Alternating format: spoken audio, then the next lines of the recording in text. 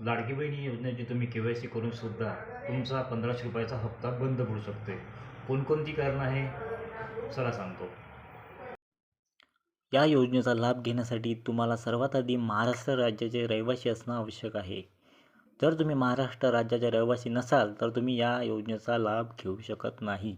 दुसरा मुद्दा असा आहे की एका घरात जर दोन्हीही विवाहित महिला असेल तर त्यापैकी फक्त एकच महिला या योजनेचा लाभ घेऊ शकते आणि ज्या घरात दोन्ही अविवाहित महिला असेल तरीसुद्धा या योजनेचा फक्त एकच महिला लाभ घेऊ शकते.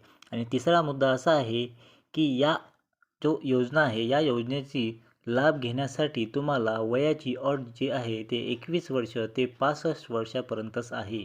तुम्ही 65 वर्षानंतर ह्या योजनेचा लाभ घेऊ शकत नाही.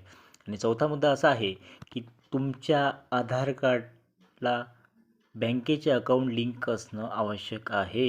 जर आधार कार्डला बँकेचे अकाउंट लिंक नसेल तर तुमचे आले जे पैसे आहे, येणारा जो 1500 रुपये हप्ता आहे तो येणार नाही.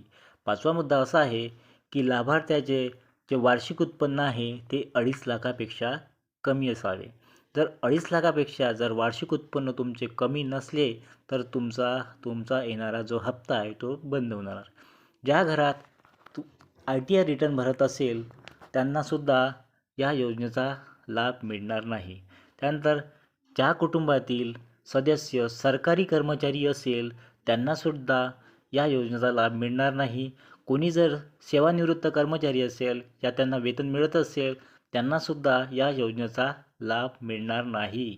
त्यानंतर ज्या महिला इतर कोणत्या योजनेचा लाभ घेत असेल त्यांनासुद्धा या योजनेचा लाभ मिळणार नाही.